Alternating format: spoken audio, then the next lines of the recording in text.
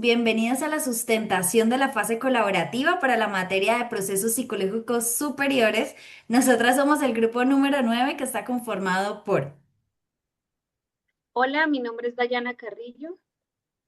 Hola, yo soy Elizabeth Ortega. Hola, yo soy Angélica Hernández. y yo, Sandra Carvajal.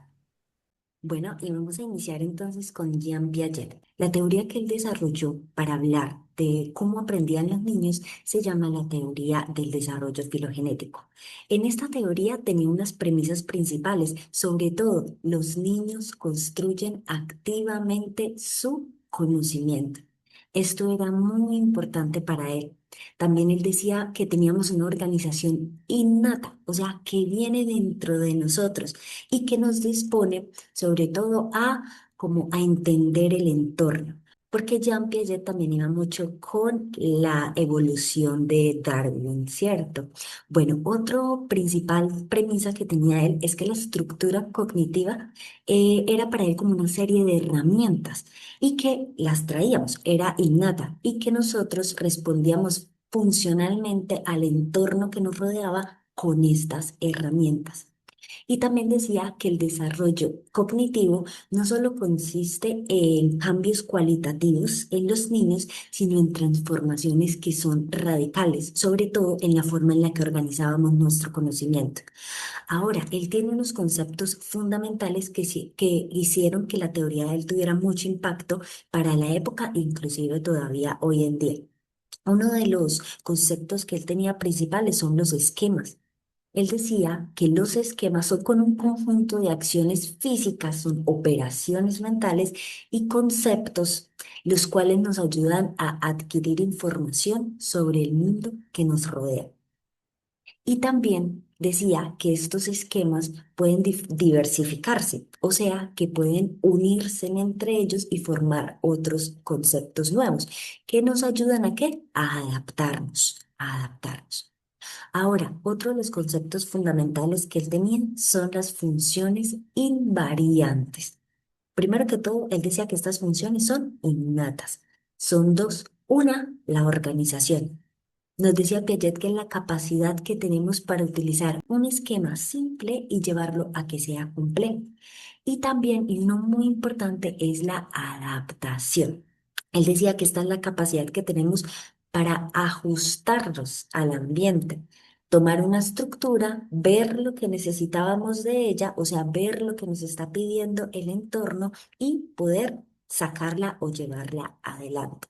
Y ahí es donde entra otro concepto súper importante y se llama el equilibrio, que dice que este equilibrio se da cuando utilizamos los esquemas y esos esquemas que tenemos nos ayudan a tener una respuesta funcional.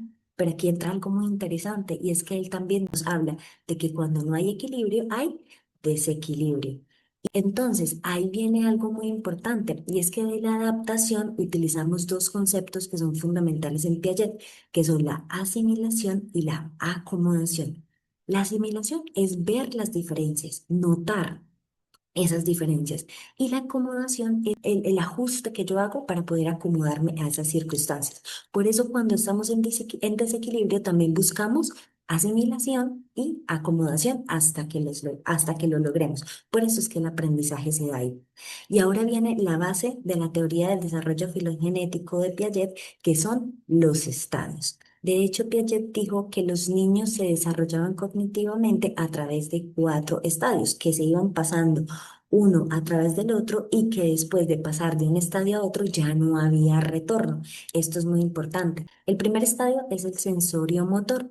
El niño desarrolla su pensamiento cuando tiene contacto con las cosas. Por eso los niños pequeños todo lo quieren tocar, todo lo quieren ver y todo se lo meten a la boca. Y lo que no ven para ellos simplemente no existe. El segundo es el preoperatorio.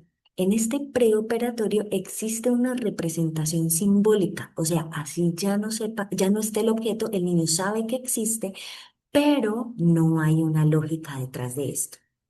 El tercer estadio son las operaciones concretas, que es el fenómeno que obedece a un principio lógico, o sea, ya le ponen lógica a las cosas y por eso entra en ellos todo el ámbito de lo que son las ciencias, entender todos estos procesos que se dan, tanto biológicos, físicos, que se dan en el ambiente y poder relacionarlo ya con una lógica. Después de eso ya vienen las operaciones formales como el último de los estadios.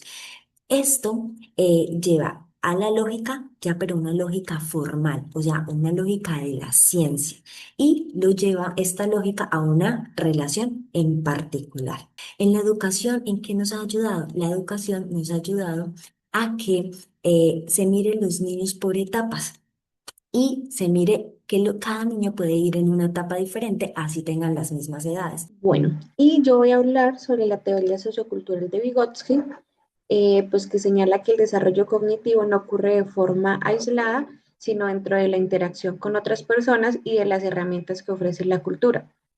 Su idea central es que primero aprendemos en lo social y luego en lo individual. Lo que inicialmente se construye con otros, después se convierte en una capacidad interna del niño. Vygotsky tenía varios puntos claves que pues los vamos a hablar a continuación. Uno de ellos era la construcción del conocimiento. Los niños construyen activamente su aprendizaje, pero este proceso está profundamente mediado por las interacciones sociales. Es decir, el adulto guía el proceso de aprendizaje ayudando al niño a formar nuevos conceptos. Continuamos con la importancia del contexto social. El desarrollo ocurre dentro de un entorno social y cultural que influye profundamente en los procesos cognitivos del niño. Según Vygotsky, existen distintos niveles de contexto. El nivel interactivo inmediato, que incluye a las personas con quienes el niño se relaciona diariamente. El nivel estructural, representado por instrucciones como la familia, la escuela y el nivel cultural general, que abarca sistemas simbólicos como el lenguaje, los números, la tecnología y las prácticas culturales. Cada uno de esos niveles ofrece herramientas, reglas, valores y significados que moldean la forma en que el niño piensa y resuelve problemas. Para Vygotsky, entender el desarrollo implica comprender también la cultura que rodea al niño, ya que es esa cultura la que le proporciona las herramientas mentales que después pues el niño internaliza. Ahora, la relación entre aprendizaje y desarrollo. Para Vygotsky, el aprendizaje y desarrollo no son procesos separados, sino que están estrechamente relacionados y se potencian mutuamente. El aprendizaje impulsa el desarrollo cuando el niño recibe retos que están un poco más allá de lo que puede hacer por sí mismo, pero pues que puede lograr con ayuda. Aquí aparece la zona de desarrollo próximo, que es definida como la distancia entre lo que el niño puede hacer solo y lo que él puede realizar con apoyo. Enseñar dentro de esta zona es clave. Si el reto es muy fácil, no hay avance. Si es demasiado difícil, aparece pues frustración. El papel del adulto consiste en ajustar ese apoyo, que es lo que llamamos pues andamiaje, que es para que el niño pues avance progresivamente hasta alcanzar autonomía. Este apoyo se retira gradualmente cuando el niño logre realizar la tarea por sí mismo, lo que da paso a la internalización, que es un proceso en el que las acciones guiadas externamente se transforman en habilidades internas y autorreguladas. Ahora, el papel del lenguaje en el desarrollo. El lenguaje es la herramienta cultural más importante y el motor del pensamiento. A través del lenguaje, el niño organiza su atención, regula su conducta, planifica tareas y expresa ideas. Vygotsky explica que el pensamiento verbal surge primero como lenguaje social. El niño habla para comunicarse, luego aparece el lenguaje privado, esas verbalizaciones en voz alta que usan para guiar sus acciones y finalmente se convierten en lenguaje interno, que permite pensar de manera silenciosa y autónoma. Gracias al lenguaje, el niño puede coordinar actividades, comprender reglas, construir significado y desarrollar pensamiento científico. Por eso, el diálogo no es solo comunicaciones, es una herramienta también pues para poder pensar. Continuamos con las herramientas de la mente. A medida que el niño participa en actividades sociales, adquiere herramientas mentales como la atención dirigida, la memoria estratégica, la planificación, la resolución de problemas y la autorregulación. Estas herramientas no se producen espontáneamente, se aprenden en colaboración con otros mediante la guía del adulto, la repetición de instrucciones, la participación en actividades compartidas y la reflexión conjunta. Cuando el niño internaliza estas herramientas, se vuelve más autónomo y capaz de regular pues su propio aprendizaje. Y por último tenemos el papel del maestro como mediador. El maestro es una figura clave en la teoría de Vygotsky porque actúa como mediador entre la cultura y el estudiante. Su función no es solo transmitir contenido, sino seleccionar los atributos relevantes de una actividad, ofrecer apoyo temporal al estudiante, estimular el lenguaje, formular preguntas, promover la reflexión y ajustar la ayuda según la SDP, pues, de cada estudiante. El docente es quien facilita que las herramientas externas, como símbolos, instrucciones o modelos, se transformen en herramientas internas del pensamiento. En ese sentido, el maestro no sustituye al estudiante, lo acompaña para que con el tiempo pueda aprender de manera independiente. Bueno, a continuación vamos a hablar de la teoría cognitiva social de Albert Bandura. Bandura plantea que los seres humanos aprendemos observando. Ahí encontramos el aprendizaje social o modelamiento. ¿Qué quiere decir la imitación de conductas?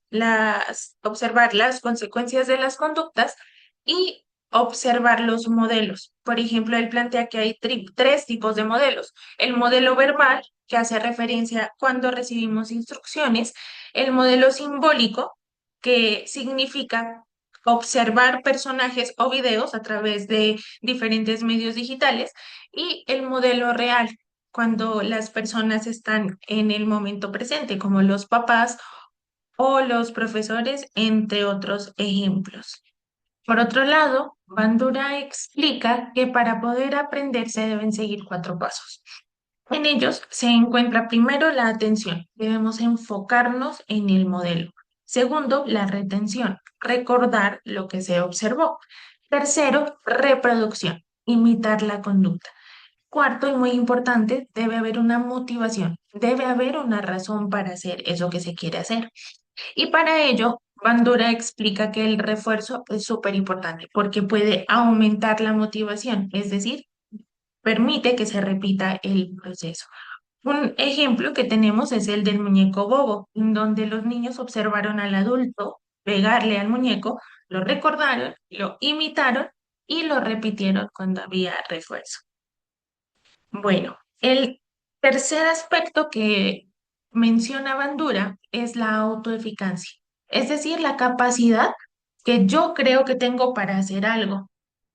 Esta creencia es propia, aumenta la persistencia e influye en la elección de tareas. ¿Cómo se fortalece la autoeficacia según Bandura? Cuando hay éxitos previos, cuando los modelos son eficaces y la retroalimentación positiva es fundamental en estos casos.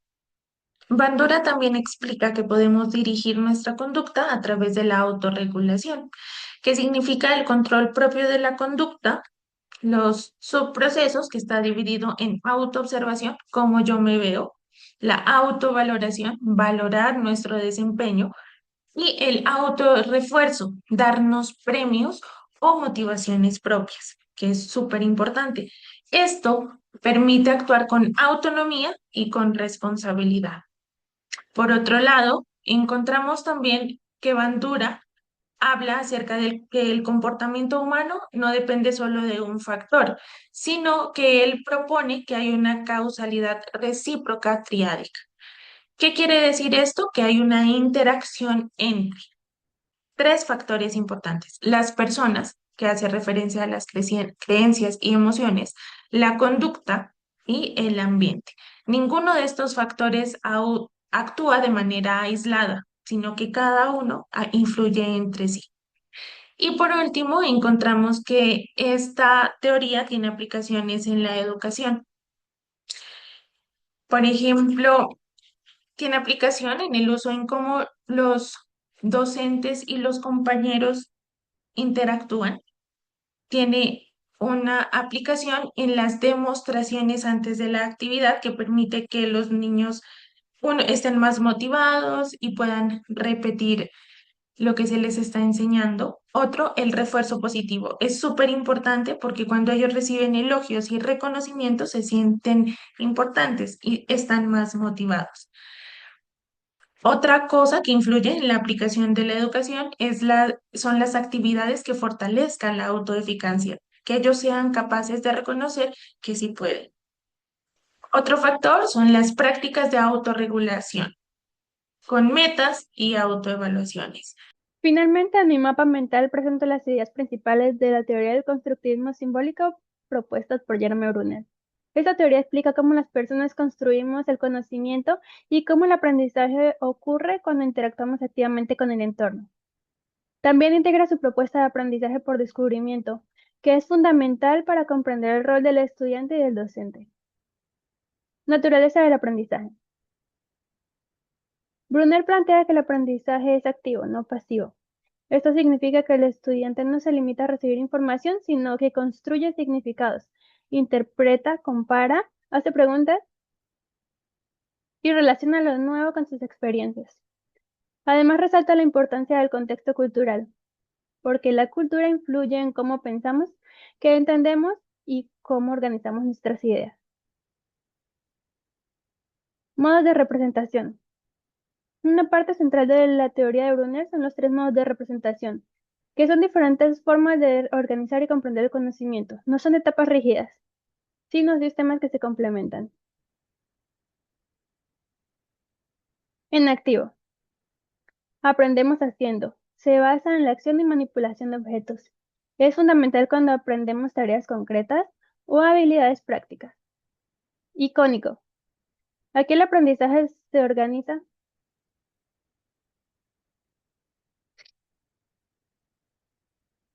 Icónico. Aquí el aprendizaje se... Icónico. Aquí el aprendizaje se organiza mediante imágenes, esquemas o gráficos. Esta forma ayuda a visualizar relaciones y entender mejor conceptos que aún no manejamos de manera abstracta. Simbólico. Es la representación más avanzada. Involucra el uso del lenguaje, números y conceptos abstractos.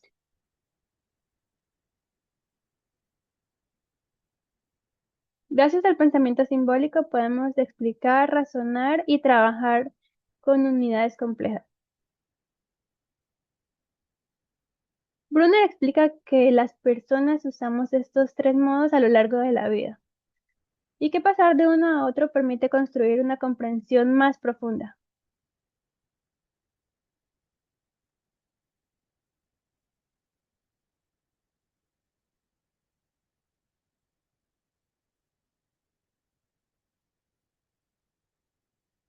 Otro concepto clave es el andamiaje. Este es el apoyo temporal que el docente ofrece para ayudar al estudiante a avanzar. Puede ser una pregunta, una pista, un ejemplo o una guía. Lo importante es que estos apoyos se van retirando poco a poco a medida que la persona gana autonomía. De esta manera el estudiante llega a niveles de comprensión que no alcanzaría solo inicialmente. Aprendizaje por descubrimiento. Brunner propone que aprender mediante descubrimiento guiado incrementa la motivación y fortalece el pensamiento crítico. En lugar de entregar respuestas, el docente plantea retos o situaciones para que los estudiantes exploren, comparen, formulen hipótesis y lleven a conclusiones por sí mismos. Esto hace que el aprendizaje sea más significativo y duradero.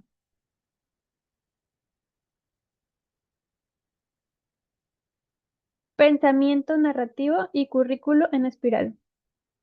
También destaco el pensamiento narrativo, que señala que las historias nos ayudan a comprender la experiencia humana y a conectar lo aprendido con nuestra vida e identidad. Finalmente, Brunner propone el currículo en espiral, donde los contenidos se retoman varias veces cada vez en mayor profundidad. Esto permite que los estudiantes comprendan progresivamente conceptos complejos sin haberlos visto una sola vez. Agradecemos a todos por la atención prestada. Esperamos que haya sido de su agrado. Gracias. Gracias. Gracias. Gracias.